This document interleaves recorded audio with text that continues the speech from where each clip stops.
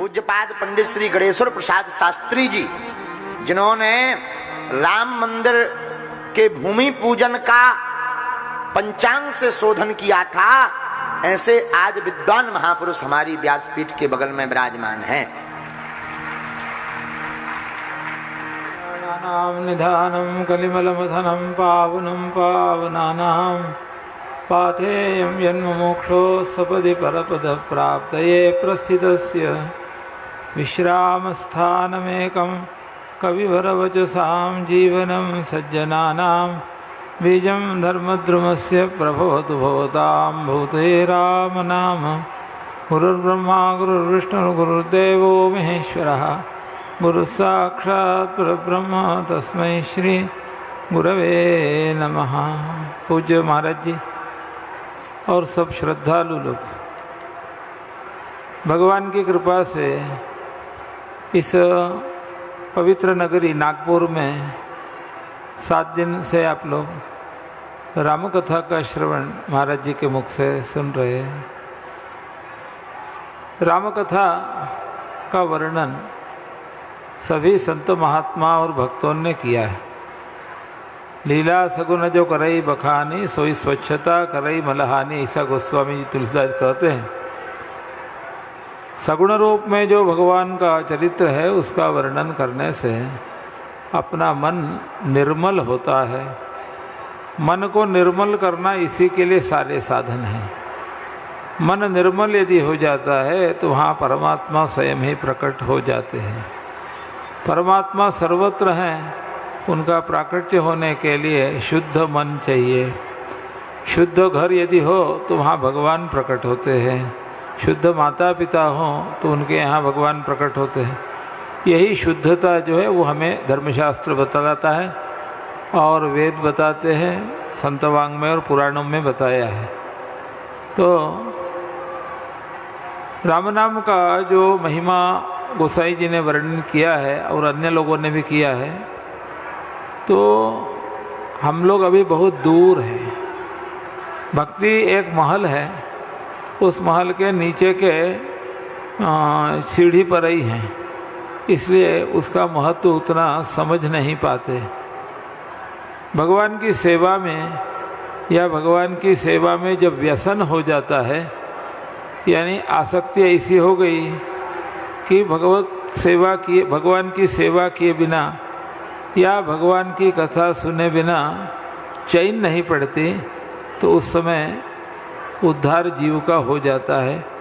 उसके लिए संत महात्माओं ने भगवान से प्रार्थना की है। भागवत में गर्भस्थित श्री कृष्ण की जो ब्रह्मादि देवताओं ने स्तुति की है, उसमें एक श्लोक आता है, स्वयं समुत्तीर्य सुदुस्तरन्द्युमन् भवार्णवं भीममदभ्रसौहृदाः भवत्पदाम्भोरुहनावमत्रते निधाय याता सदनुग्रहो भवान। इस श्लोक में बताया कि संत महात्मा लोग पहले इस दुस्तर संसार रूप समुद्र से दूसरी ओर चले गए, यानी इसको पार करके चले गए।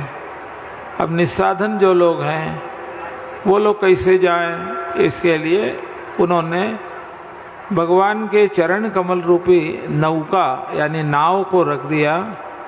उस नौका का आश्रय करते हैं तो साधारण जीव भी संसार सागर को पार कर पाते हैं। ऐसा क्यों होता है? तो उसने कहा है सदनुग्रहो भवान। सदनुग्रह का मतलब यह है कि ये संत महात्माओं पर भगवान की अनुकंपा है। संत महात्माओं की बात को वे कभी भी विफल होने नहीं देते परमात्मा। इसलिए उन संत महात्माओं के वचन पर विश्वास रख करके यदि भगवान के चरण कमल को पकड़ा जाए तो संसार सागर से पार हो सकते हैं। यही संदेश वेद स्तुति जो भागवत में आती है 10वें स्कंद में, उसमें वेदों ने भी यही बात बतलाई है और पुराण और हमारे संतवांग में भी वही बताते हैं। यह संदेश जो वेदों का संदेश है उसे जन जन तक संत महात्माओं ने पहुँचाया है। ये उनका बहुत बड़ा उपकार है।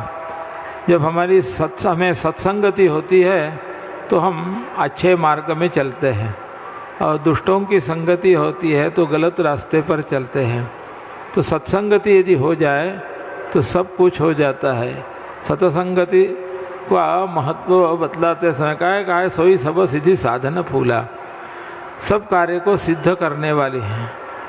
स्वयं भगवान शंकर जी राम भक्ति के लिए हनुमान जी के रूप में आए हैं, और उन्होंने सब कुछ त्याग करके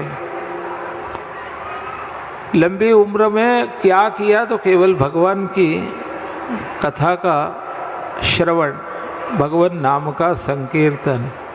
ऐसी मान्यता है जहाँ भी राम कथा होती है तो वहाँ हनुमान जी किसी न किसी रूप से वहाँ आकर के बैठते हैं।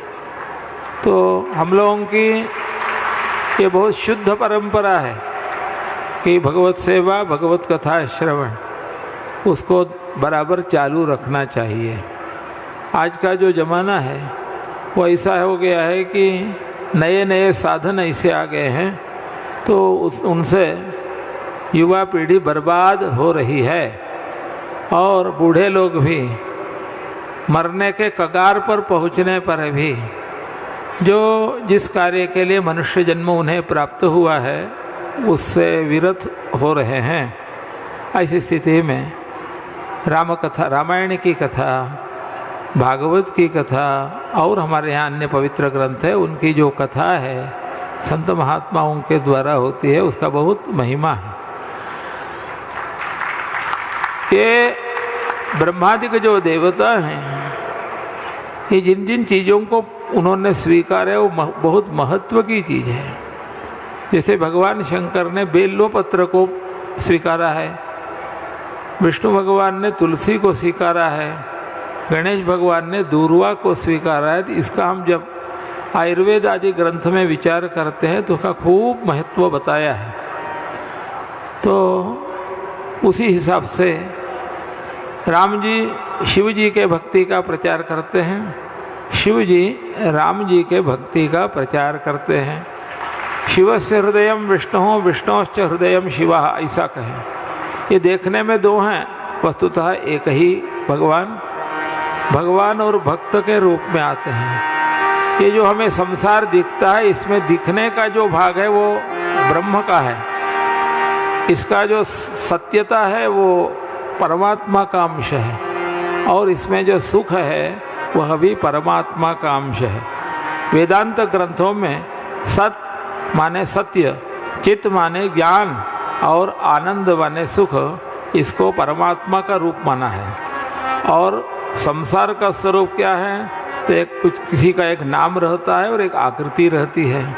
लेकिन आकृति तो आ गई, लेकिन वो आकृति दिखेगी कैसे, आकृति की सत्ता कैसे बनेगी, वो आकृति जो बनी वो सुखमय कैसे होगी, तो वहाँ तो परमात्मा के ही शरण जाना पड़ता है। आप ये मान के चलो कि दुनिया में कभी सुख मिला तो वो परमात्मा का ही अंश है। ये तो शिवानंदस्य अन्यानि भूतानि मात्राम उपजीवन्ते, ऐसा बृहदारण्यक उपनिषद में कहा कि हमें यहाँ भी जो सुख अनुभव होता है वो परमात्मा के सुख के लेश का ही अनुभव होता है। परमात्मा असीमित है, अनंत है, अत्यंत दयालु है, और भक्तों के उद्धार के लिए वो सब कुछ करने तैयार हैं। ऐसा निश्चित रूप से जीव का कल्याण करने वाला कोई नहीं है, इसलिए परमात्मा को धरना चाहिए। परमात्मा तक पहुंचाने वाले हमें गुरुदेव हैं, इसलिए गुरु भक्ति की खूब महत्व है, और गुरु तक पहुंचाने वाले संत महात्मा हैं, इसलिए सदा सत्संगति में रहना चाहिए। अच्छे ग्रंथों का अभ्यास, अच्छे ग्रंथों का श्रवण करना चाहिए, और सत्संगति में रहकर गुरु की सेवा और परमात्मा की सेवा करनी चाहिए। गुरु का जब विचार होता है तो पहली गुरु प्रत्येक की माँ होती है, इसलिए वेदों उसके बाद पिता होते हैं, फिर हम जिनसे दीक्षा लेते हैं वे गुरुदेव होते हैं, और बाहर से भी महात्मा आते हैं। इसलिए वेदों में मातृदेवो भव, पितृदेवो भव, आचार्य देवो भव, अतिथि देवो भव ये कहा। इन सबको देवता के रूप में माने परमात्मा के रूप में मानना चाहिए। तो हम लोगों की भारतीयों की जो परंपरा है वो अनादिकाल से आ रही है। उनका मूल वेद है, वेद के बाद पुराण आते हैं, पुराण के बाद पुराण रामायण महाभारत आदि, और उसके बाद संत वाङ्मय आते हैं। संतों ने जन जन तक ईश्वर भक्ति गुरु भक्ति का संदेश दिया है, उसी में हम लोगों को रहना चाहिए। ये हम लोगों का सौभाग्य है कि मध्य प्रदेश में बागेश्वर धाम एक सिद्ध स्थल है। वहाँ पूर्व के जो महात्मा लोग हो गए उनकी तपस्या इतनी बलवती है कि आज ये आपके सामने एक साधारण बालक भी लोगों की समस्या को हटाते हैं और उन्हें भगवान की भक्ति की ओर और माता पिता की सेवा गुरुदेव की भक्ति की ओर प्रेरित करते हैं। हम तो इतना ही भगवान विश्वनाथ जी से हमारे आराध्य देवता से प्रार्थना करेंगे कि ये जो बालक हैं ये और बढ़ें फूलें फलें, और इनके द्वारा जो जगत में आज अनेक समस्याओं के कारण लोग अपने धर्म को छोड़ करके अन्य धर्मों का स्वीकार कर रहे हैं, जिन्हें भागवत में धर्म का आभास कहा है, उससे बचें और विकृत मानसिकता से लोग बचें। और हमने अपनी जो परंपरा है अनादिकाल से, जिसका वर्णन गोस्वामी तुलसीदास आदि ने रामचरितमानस आदि ग्रंथ में किया है, उधर लोग झुकें, उसी में कल्याण है। बाकी सब जो कुछ है झूठा है, वो अंत में कुछ हमें हमारी सद्गति में काम आने वाला नहीं है। सद्गति के लिए जो चलना है तो हमारे वेद शास्त्र पुराण और संत वाङ्मय जो हैं, इन्हीं के अनुसार इसकी जो गुरु परंपरा अनादिकाल से आ रही है उसी हिसाब से जाना चाहिए। नमः पार्वती पतये हर हर महादेव। सीताकांत स्मरण जय जय राम अवधूत चिंतन श्री गुरुदेव दत्त।